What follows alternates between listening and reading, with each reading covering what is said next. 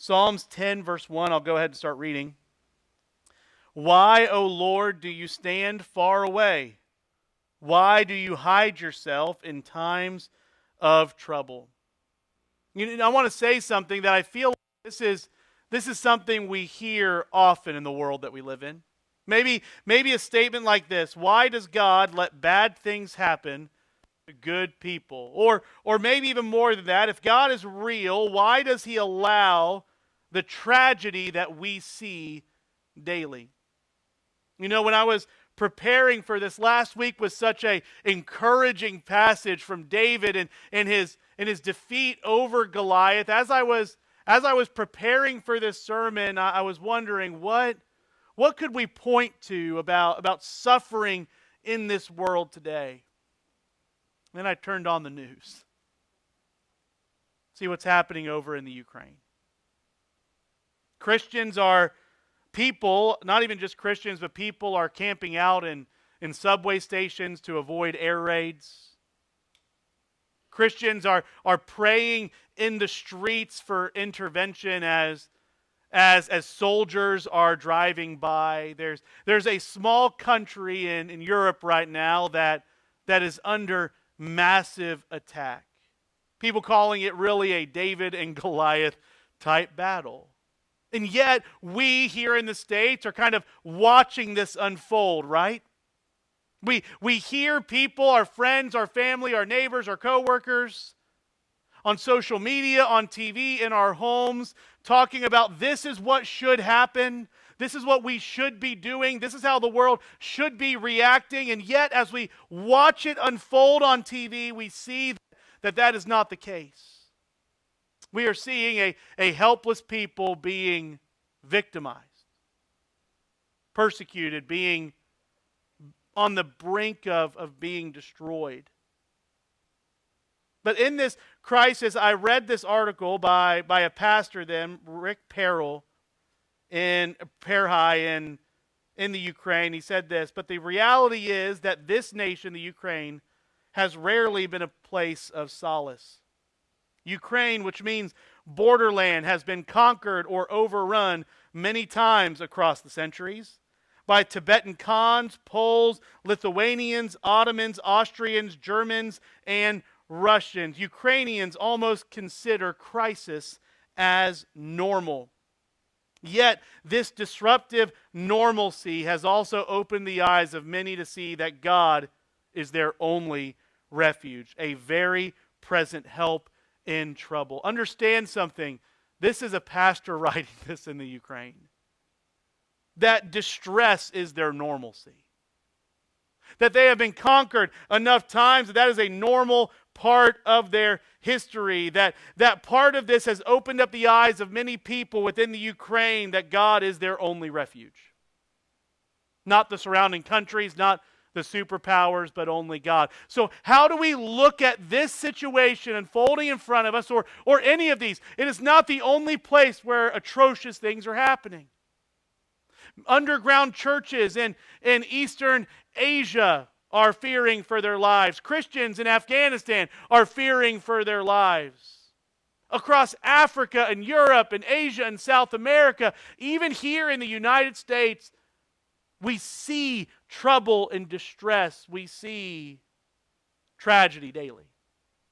So how do we walk away from this with encouragement today? Well, I'm going to tell you, there is encouragement, but it's first important that we look at this from David's perspective. He is seeing a wicked world oppressing people and the God of his hope not immediately intervening. Like I said, this is a complaint or an accusation that happens today. People believing that God is either uncaring or not powerful enough to stop these tragedies. And what this mindset leads to is believing that God is not in control or God ultimately doesn't care. And yet we as believers know that couldn't be further from the truth. You see, this psalm that we're going to read today, it rightly stands as a psalm of lament. He is bothered by the prosperity of the wicked, but his ultimate confidence is in the judgments of God. But before we go into this psalm, let's recap a little bit of we've talked about suffering. A few weeks ago, we talked about personal suffering or individual suffering. We need to remember that suffering is real and should be taken seriously on the personal level. What do I mean by that? We are not to minimize other people's suffering or try to minimize it by comparing it to our own. And I think this is something that we can do. Somebody is going through a difficult time, and oftentimes we can easily slouch into, oh man, you don't even understand how difficult it can get, right?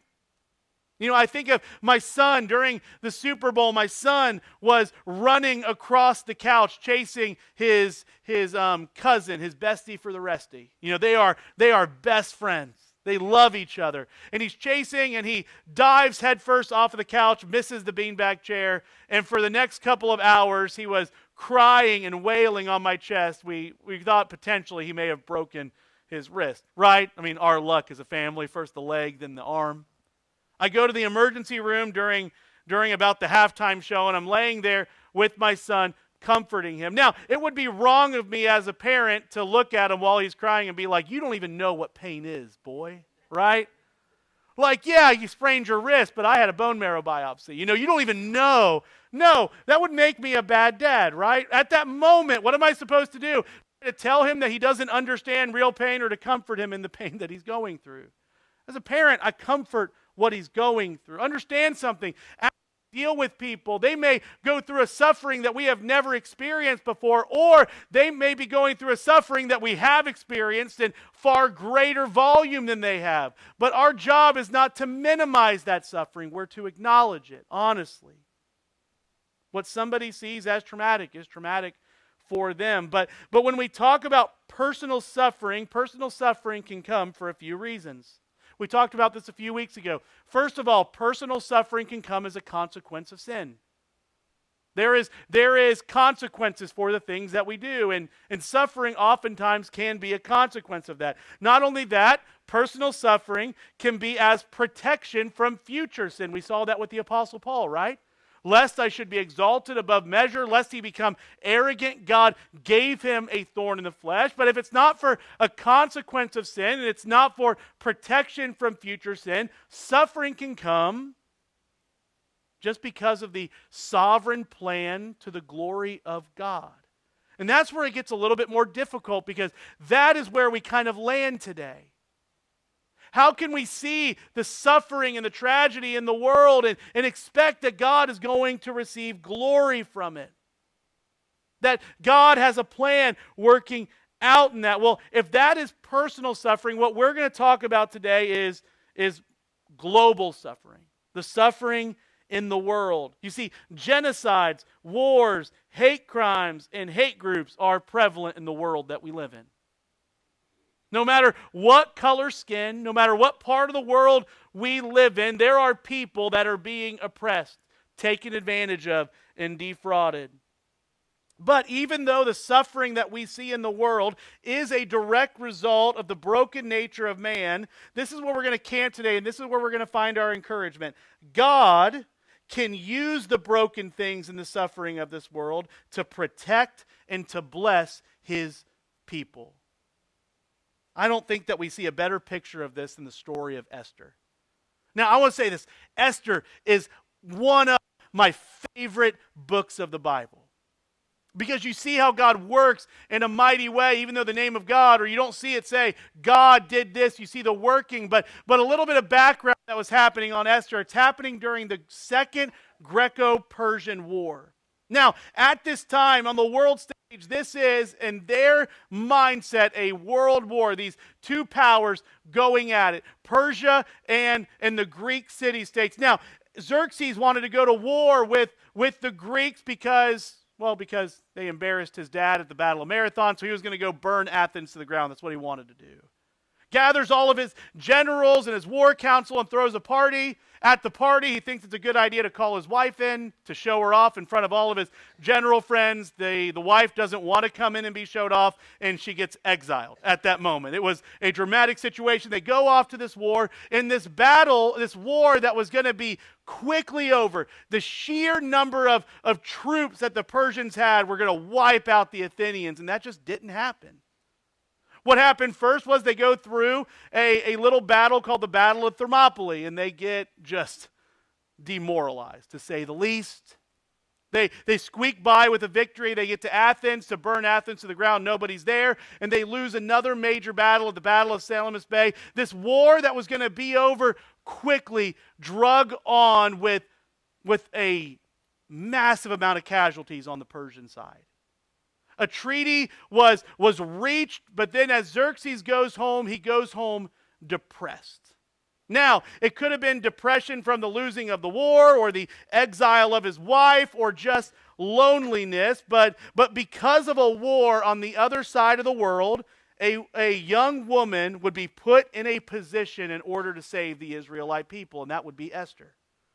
Esther becomes the queen under Xerxes. Well, what is happening inside the Persian Empire at this point? There's a man named Haman, the right-hand man of Xerxes, that's looking to kill and imprison the Jewish people.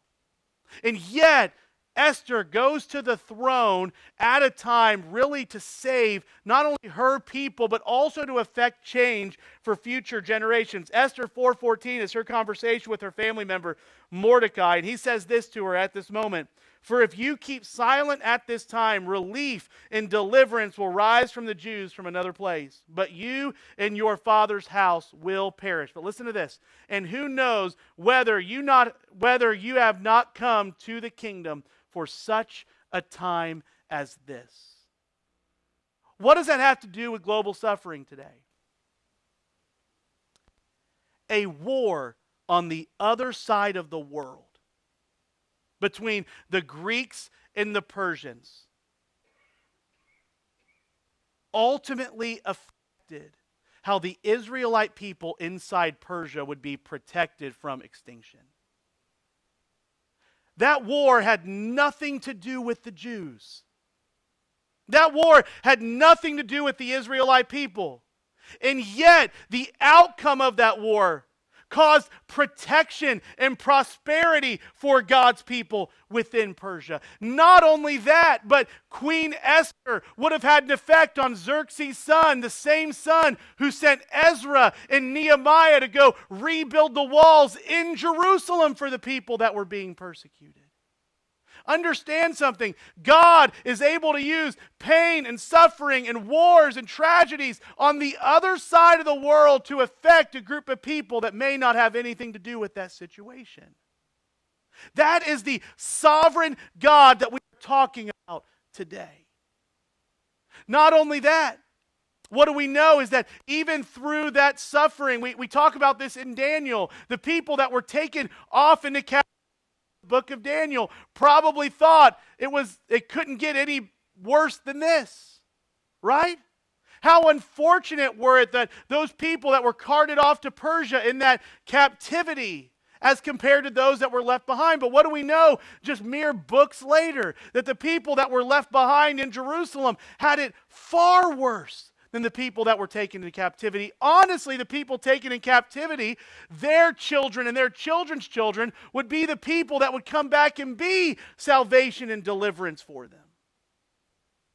Understand something. When we walk through or we talk about the suffering that happens in the world, we have to remember that God is able to use that suffering ultimately for His glory and for our good.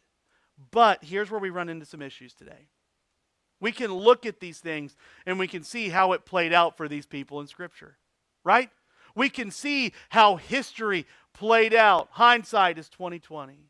And yet, David is in the moment, watching this stuff take place, trying to find encouragement where he can. Understand something. When we look at the world today, it's easy to get bogged down with discouragement without seeing the bigger picture that God is is working something out. Maybe we won't see it. Maybe it won't happen in our lifetime. But we can trust that he has a plan and he will work it out for the good.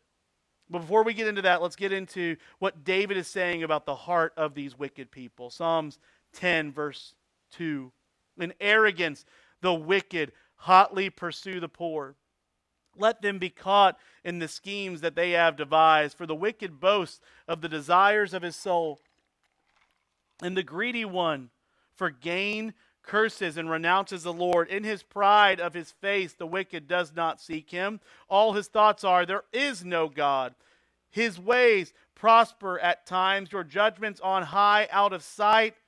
All as for his foes, he puffs at them, and he says in his heart, I shall not be moved. Throughout all generations, I shall not meet adversity. His mouth is filled with cursing and deceit and oppression. Under his tongue are mischief and iniquity. He sits in ambush in the villages and hiding places. He murders the innocent. His eyes stealthily watch for the helpless. He lurks in ambush like a lion in his thicket. He lurks that he may seize the poor. He seizes the poor when he draws them into his net. The helpless are crushed, sink down, and fall by his might. He says in his heart, God has forgotten. He has hidden his face. He will never see it. This is a bad description, isn't it? Of the wicked. This goes beyond the wicked attacking God, but they are attacking and defrauding other people. They hotly pursue the poor. The wicked are actively taking advantage of the vulnerable. Have you ever been taken advantage of before? I have. Have you ever been like a victim of a scam before? You know, when I was writing this, I was thinking of a moment where my wife and I were looking for a house in Kentucky. Now, we were living there for about a year at that point. We were in an apartment and we were looking for a place to live. And at that time, everything was super expensive. Nothing like where we live today. I remember when we first got married, we were looking at a house on like 2 acres of land. And it was like $900 a month for rent. And we're like, who in their right mind would pay $900 a month for rent? I miss those days. But again, I remember we were looking for this house and we were looking around and we found this really nice house. Looked like a good deal. It was a private person, it looked like online, that was renting out his house through another company. But he was giving a deal that the company wasn't giving. Now, at that time, we were very poor and we were just looking for a place to live and a house to live in. And so I was thinking, you know what? This ad on Craigslist seems legit, right? So we go look at this house. It's nighttime and we go up to this house. We had to get online and find this link to like download this code so that we could type it into the key box so we could go look at this house. It's pouring down rain and we're walking in this place. Again, at this moment, it's already kind of sketchy, this deal. Now, something you have to understand about me in this story is that my mind, if not kept in check, goes in bad directions. Like, I do not walk through the church at night because I'm scared of the church at night. I have told myself things about churches at night, and I just don't do it. Ed has made fun of me. I will walk around the building. I will leave lights on. There is a needlepoint work of the Last Supper somewhere in this building. I don't know where it is. I don't want to find it at night. It will be terrifying. But on this note, we're in this house and we're walking through it and my mind is already at work. I text this gentleman. He didn't get back to me saying that we're in the house and I had forgotten about the text. And we're walking through the house and I'm noticing that it's a really nice house, but it doesn't look empty at this moment. Looks like somebody might be living there. The shower upstairs was a little bit dirty. And then my mind goes ultimately to, oh no, there's probably someone in this house. And then I'm just thinking about this over and over again. There's someone in this house waiting for us. And so I'm walking behind Sarah and we're walking through and she's looking at this house. And we're walking down the steps and I finally get a text back from this guy. And I had forgotten what I had texted him at first. But it sounded something along the lines of like, I know you're in the house. And at that moment I was like, oh no, there's someone in here with us. So we're walking down, I'm like, okay, don't freak Sarah out. That's my only goal, is let's get out of here, and then I will tell her in the car that there's someone in here with us. So we're walking through, we're turning off lights. Sarah's like, hey, should we walk through again and take another look through the house? And I made a mistake at that moment. I was like, no. Well, why? Why not? Well, I think there's someone here in the house right now with us. And at that moment, Sarah makes a beeline out the door. Doesn't wait. I'm turning off lights. I'm getting the key in the automatic lockbox. I put it in there. We turn around and we're walking towards the car, and the automatic lockbox clicked lock, but it sounded like someone was unlocking the door behind us. And so we sprint to the car. We get in, peel out, just get out of that neighborhood as quickly as possible. Well, later I texted the guy, and turns out that it wasn't he was waiting in the house, but he was trying to scam us. He found this house that was listed, and he was asking us to give him a down payment of like $900 to $1,000 to get it off the market so that we can get into this house. He wasn't associated with the realty company at all. I had called the realty company and I told them how much this person was offering for the house, and they said, that is way lower than we're going to rent that out for. And I realized at that moment something. So bear with me for that ridiculous story about how my mind works. That person was going to take $1,000 from us with no intention of us getting into a house without knowing our financial situation. If we would have sent that $1,000 in, and Sarah can attest to this, there would have been some bills that we wouldn't have paid to send that in. That would have been taken out of savings. We would have been in a financial turmoil situation at that moment. And yet that gentleman, he didn't care. If anything, he would have thought that, man, I got one over on these people. Got a check for $1,000.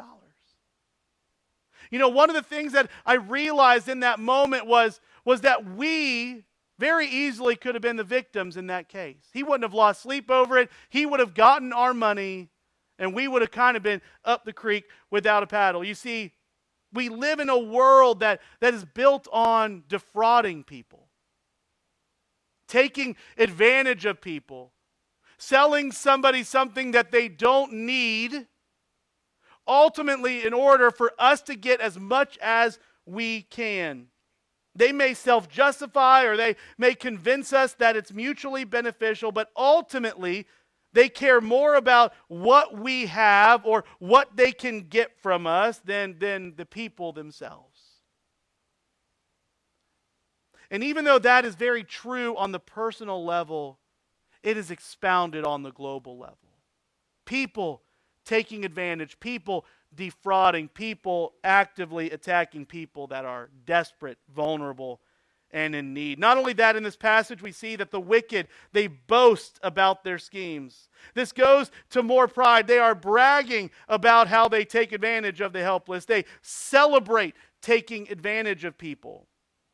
But listen to this delusion in their pride in verse 6 of chapter 10. He says in his heart, I shall not be moved. Throughout all the generations, I shall not meet adversity.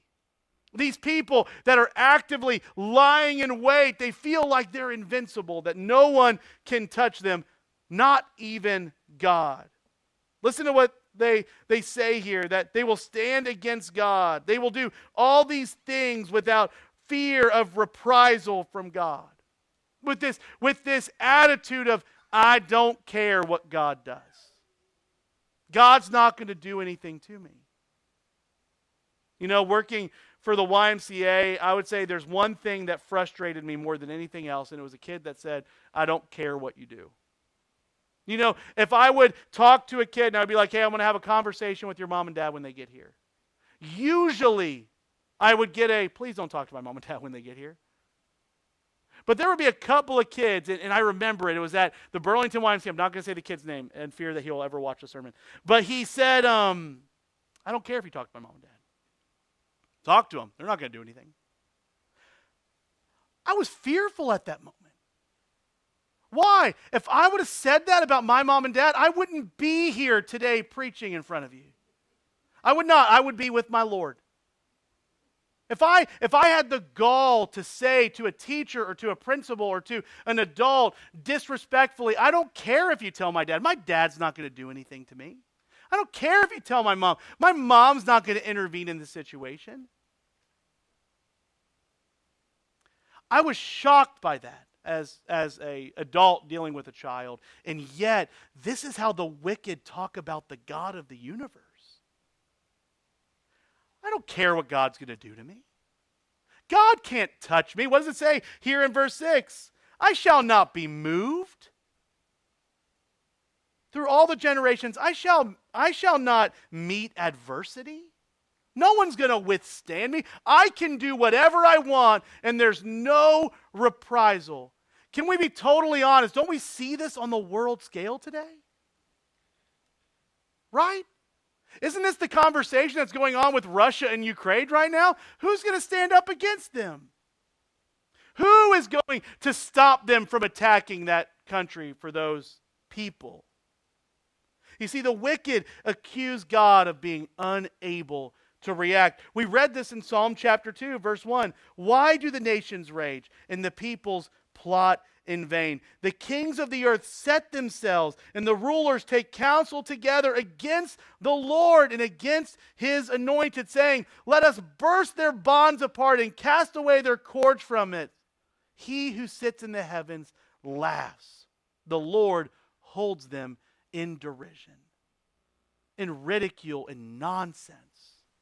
You see, what we've seen David talk about over and over again through these last 10 Psalms is that the wicked not only are standing against the weak and the vulnerable, but they're ultimately standing against God. And yet in chapter 2, how does David say God reacts? Unthreatened, unfazed. He sits in the heavens and he laughs at them. He holds them in ridicule and derision and nonsense. They are children to him. You see, if that is the heart of the wicked, this is where the encouragement comes in, that our God is able to intervene in verse 12. Arise, O Lord. O God, lift up your hand. Forget not the afflicted. Why does the wicked renounce God and say in his heart, you will not call to the account? But you do see. For you note mischief and vexation, that you may take it into your hands. To you the helpless commits himself. You have been the helper of the fatherless. Break the arm of the wicked and the evildoer. Call his wickedness into account till you find none. You see, at the beginning of this, we see that he is asking God not to forget or to fail the afflicted, but he is reminded that God has a proven track record of withstanding the wicked and being a refuge for the weak. Understand something. At this time where David is seeing the wicked in the world hurting people and persecuting people, he is reminded that God has delivered them once before. Like, let's be honest. David knew that God delivered the Israelite people out of Egypt when they were in slavery. Right?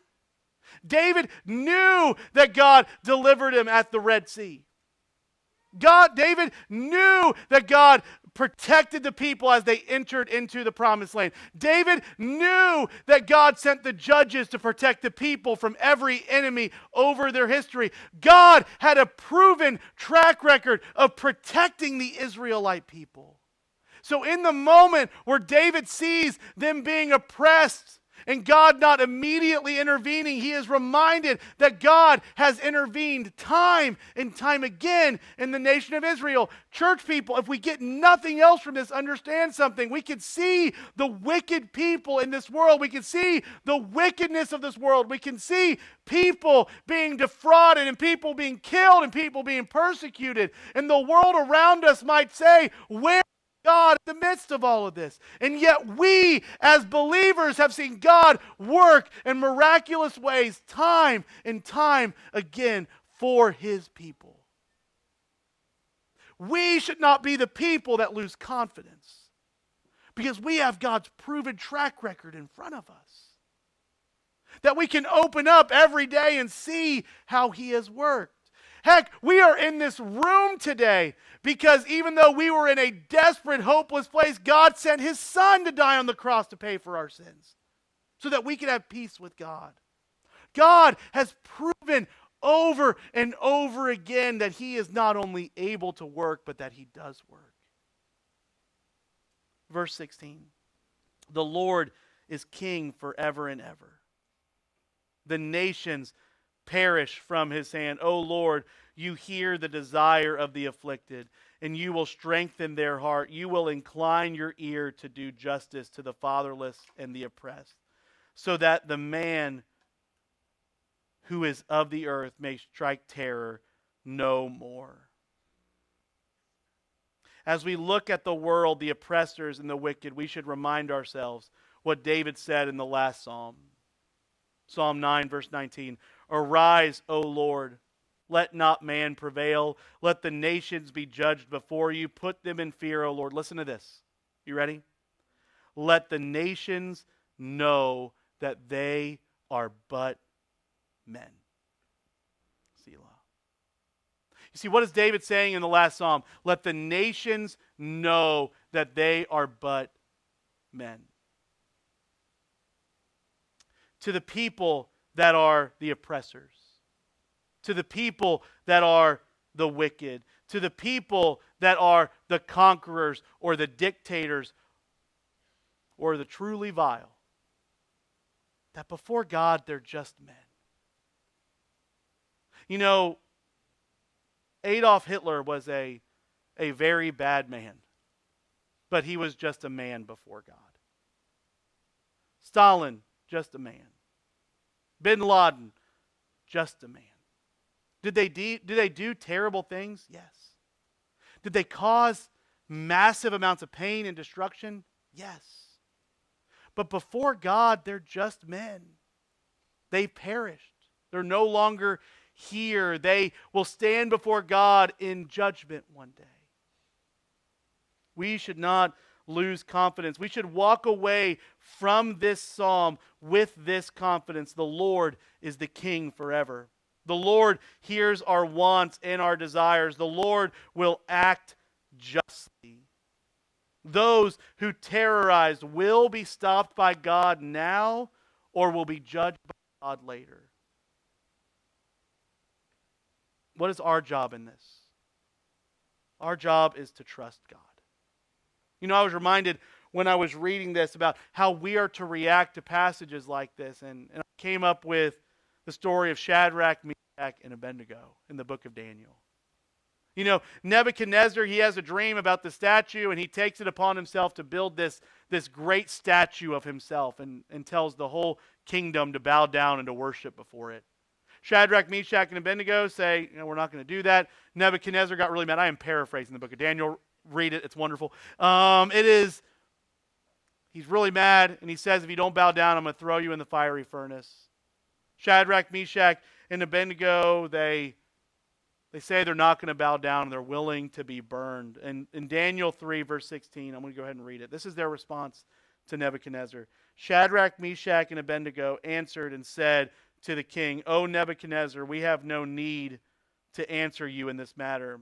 If this be so, our God, whom we serve, is able to deliver us from the burning fiery furnace. And he will deliver us out of your hand, O king. But if not, be it known to you, O king, that we will not serve your gods or worship the golden image that you have set up. What are these young men saying in this passage? That God is able to deliver. And not only that, but we believe that God will deliver us. But even if he doesn't, we will commit to trust God. Understand something. When we see the suffering in this world, God is able to deliver. He's done it before. Not only that, but when we see this, what we have confidence is that God will deliver in one way or another. We believe that God will protect the people that are being hurt. But even if God doesn't reveal himself now, or even if God doesn't deliver now, we should commit to trust that God is going to work this out to his good for his glory. We're going to do something